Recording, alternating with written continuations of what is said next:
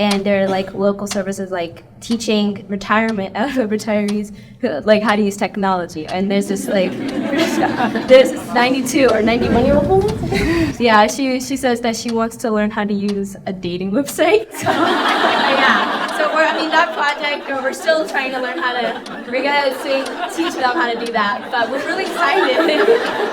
But yeah.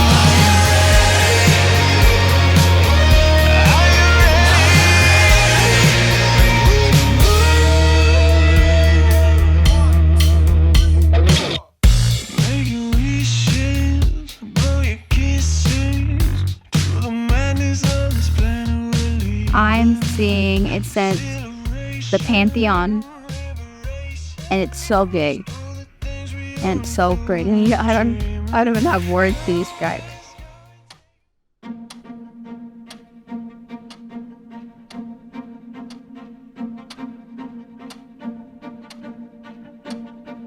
Even if you are connected to education, like me, I've been out of the classroom for 11 years now, and I even forget what it's like to be in a classroom sometimes, and I need a refresher. So all my peers need to read surveys like these to understand what teachers are going through right now, what they're concerned about, what reality looks like, and how we can use AI to address the issues that they're already dealing with, rather than create new goals or create new issues.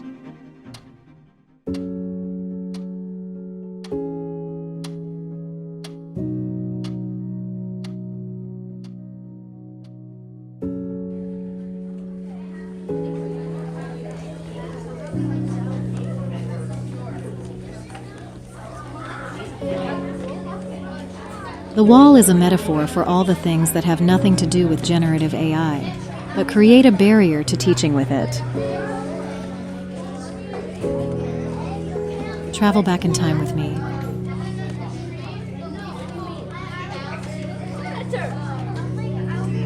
Think about your 6th grade class.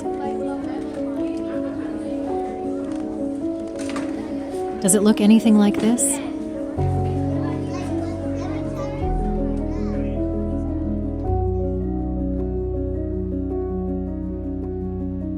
So everybody, pretty much everybody, has been through school. They've seen what school looks like. They had a favorite teacher probably, and they remember what they did. So they want to mimic that happening. So that's educators mimicking past practices, but also your parents. You know, the parents that are coming in, they're dropping the students off, and they've got an idea of what it should look like based on those past practices of what they experienced. So when people are wanting to bring new ideas in, that's often very concerning. And then going past that, now we have artificial intelligence, generative AI, and these are causing us to move away from our traditional approaches to teaching. So there's a lot of resistance from people believing that they've got a strong understanding of what education is.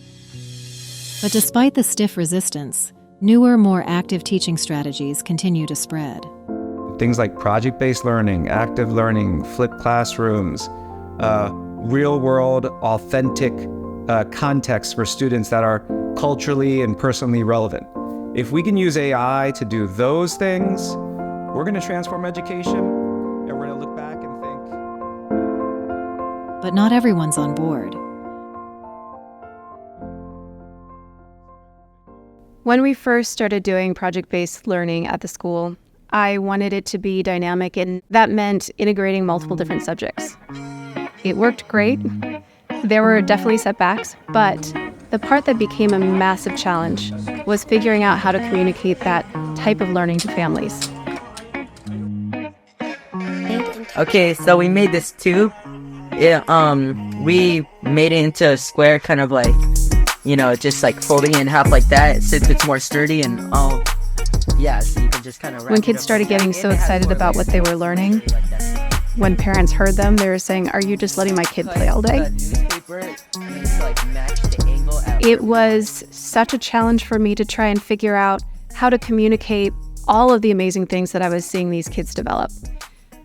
I tried to bring in research because I knew that there was research that supported this type of work. I tried to bring in real examples and curriculum nights, and parents would cross their arms and look at me in narrowed eyes, and it wasn't making it through.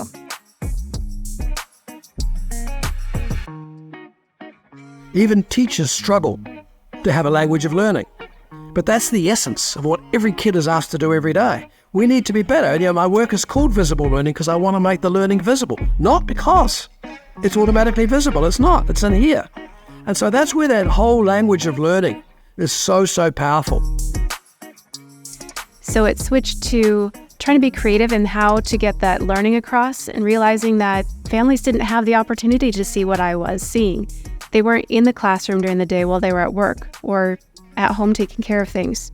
So the goal became how to make that kind of learning visible. So that started our creation of mini documentaries.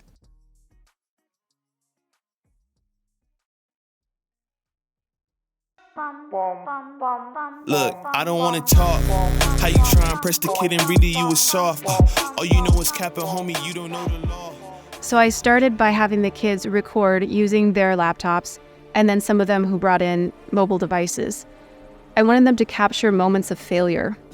And at first it was hard for the kids because they didn't want anyone to see that. But I said, but how will someone know how great it was that you came up with a solution to fix it if they didn't see how badly it failed in the first place?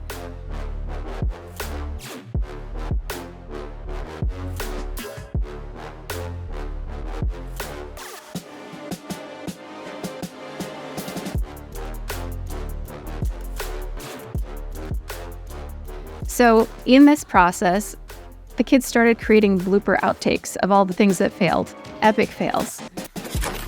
Yeah. And they got really excited when they captured an epic fail because they're like, oh, this is going to be great. People are going to go, oh, because they felt it. They know what it feels like with their peers when they see something fail. But their next goal was to say, how do you capture your process to solve that problem? Then, how do you show the next iteration of design? It's kind of lopsided. So, yeah, we need to kind of cut it, level it, and it kind of looks like this is going to slip too. I can already tell. So our next idea is to put a bar in the middle to hold it up and have more stability, and also to make these tighter and the rolls tighter, and we're still sticking to the triangle idea.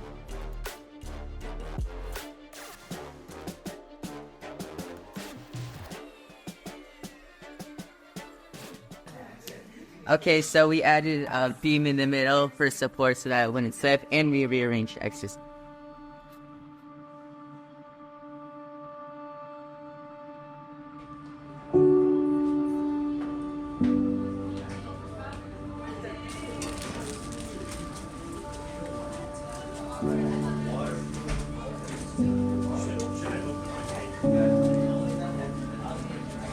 We've been using AI tools in our school.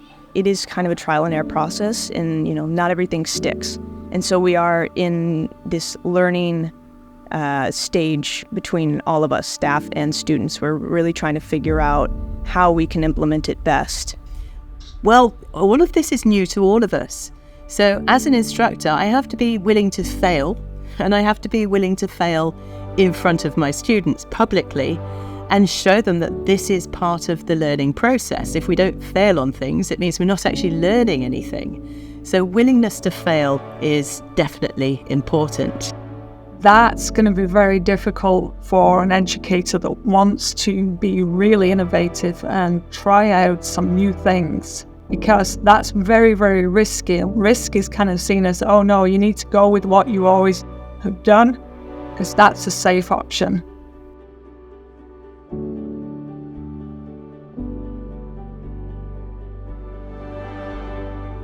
Yeah, I mean, I have grown to love failure, which seems like a really weird thing to say, because we're always taught that if you fail, you did something wrong, and therefore you're not as good as you should be. But it's absolutely part of getting better, and in some ways, failure leads to more progression than success would.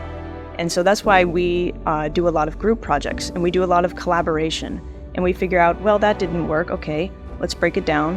What element failed? What element can we substitute for it so that it will work? And that type of trial and error process, and we document everything that we do along the way so that it's this very drawn out way of doing it. But I just really challenge educators to be aware that it's going to be changing rapidly, and we have to be able to change with it. So we need to calm down, understand it, and let our students and parents know we're learning this together. And mistakes will be made. And it's okay. We got to just get ourselves up, recognize that mistake, make some adjustments, and move forward. And not have teachers or superintendents or school boards feel as though somebody's going to get fired or lose their job if they make a mistake in the process. Those are things we have to keep in mind as we move forward with AI.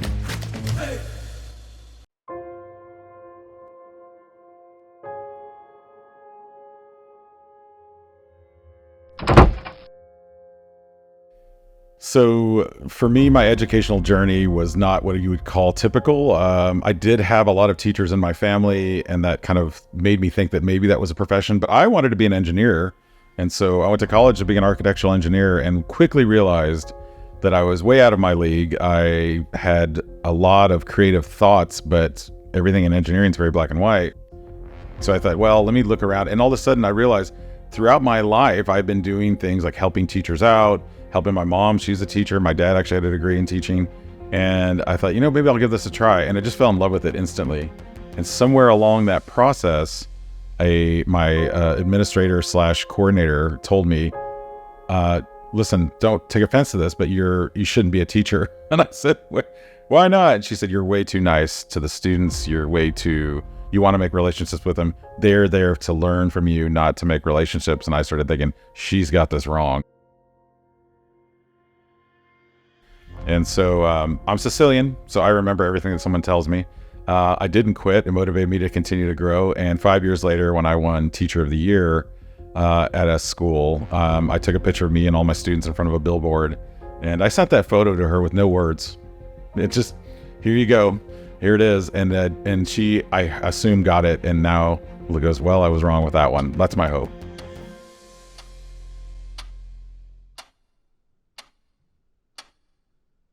I just want to say you guys are doing a great job. What's that supposed to mean?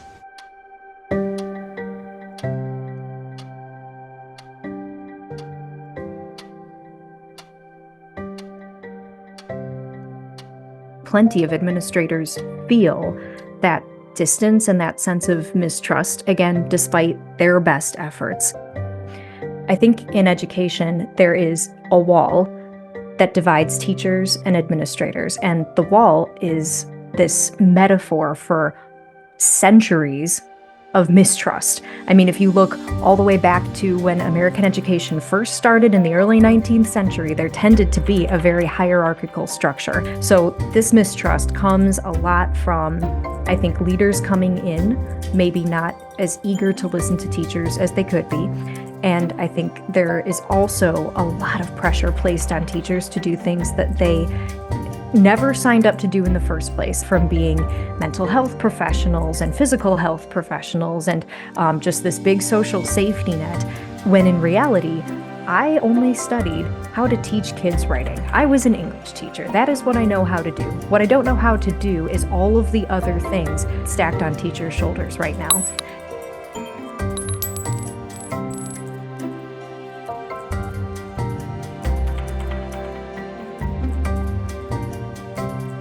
And then too, as a leader, I went to administrator school, but that does not mean that I know absolutely everything about what every single teacher, student, related services staff member, and parent in the district needs. So we're both groups are taking on so much more responsibility than they ever signed up for. And I think that when we ignore the issue that systemically teachers and admin are so set up against each other, of course it makes it worse.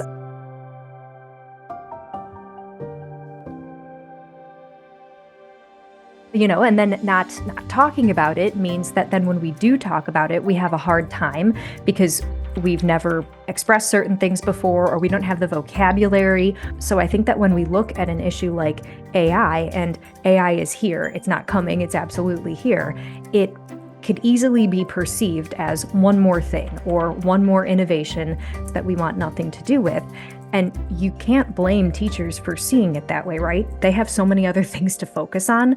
They do not have time for one more additional tech thing. But generative AI is not just one more additional tech thing.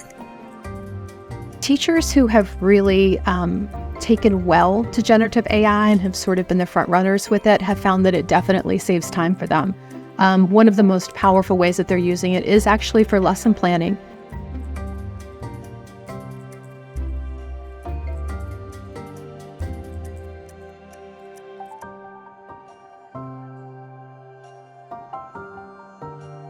But boy, if we could save even 10% of time and money that we do for teachers and for administrators, those are a lot of resources we could plow back into teaching and learning. Most teachers are somewhere in the middle there. They're curious about it, but they just don't have the time to learn about it as a tool. It becomes one more thing. And then I think the way admin are talking about it too is probably a little bit, reductive, right? Like, administrators don't necessarily have time to go through all of the technological things that AI can do in the classroom and explore every AI tool and learn it really as thoroughly and as fully as they might like to, because administrators are super busy. So when are they supposed to learn all of these things? And by the way, teachers could say the exact same thing. When am I supposed to learn all of the technological nuances of AI and how to incorporate it in my classroom? I barely have enough time for grading. This is a perfect example of something that is trying to be incorporated into a teetering system.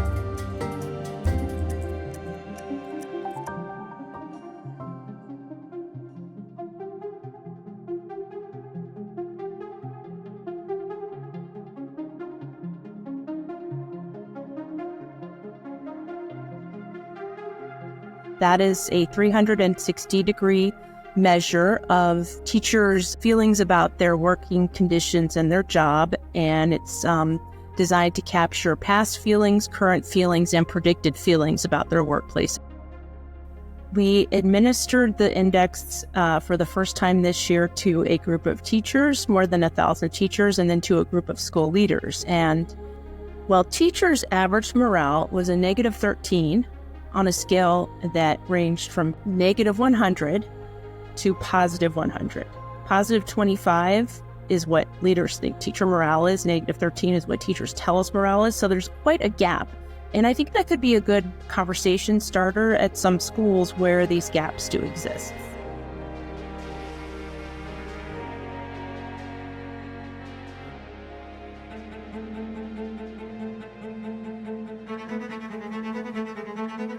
I think we have to get very real about the fact that the nation's schools are expected to do so much more than just academic instruction. And that the message is always that you should be doing more and doing more and doing more.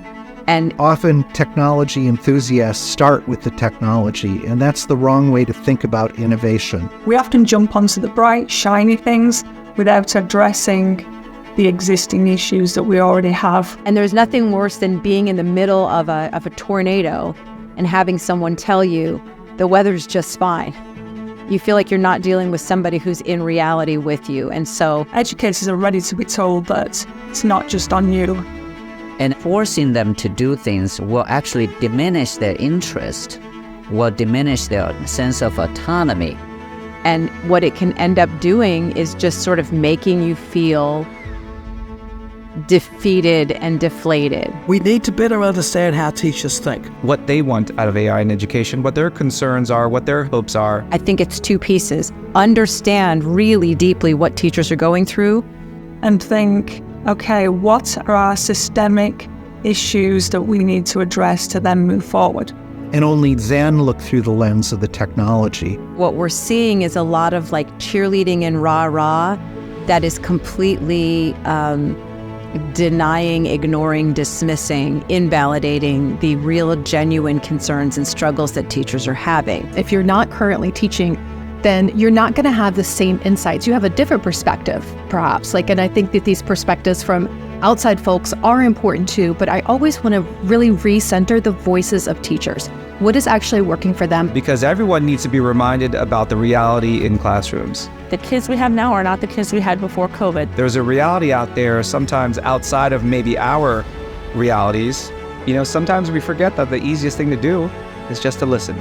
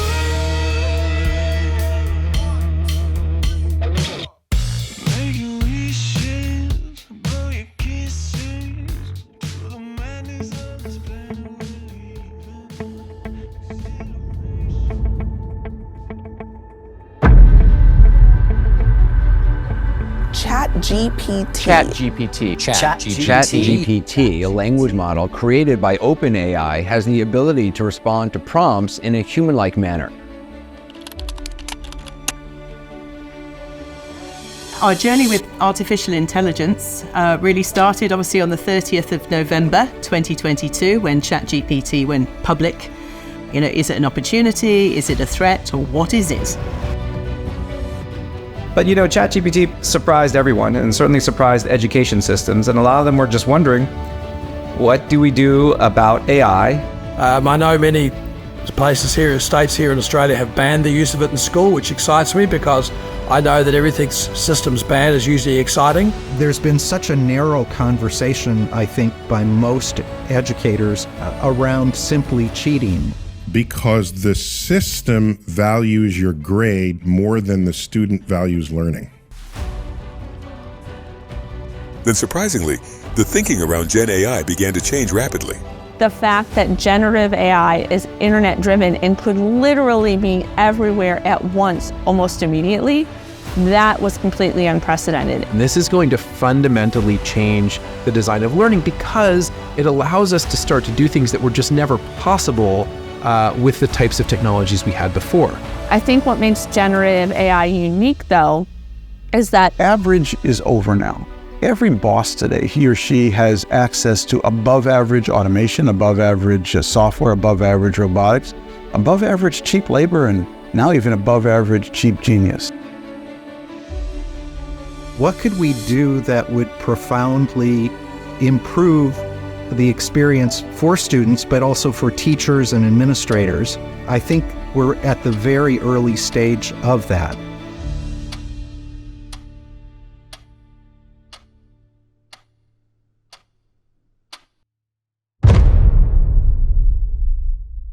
Please hit the like button below and subscribe to see the new episodes.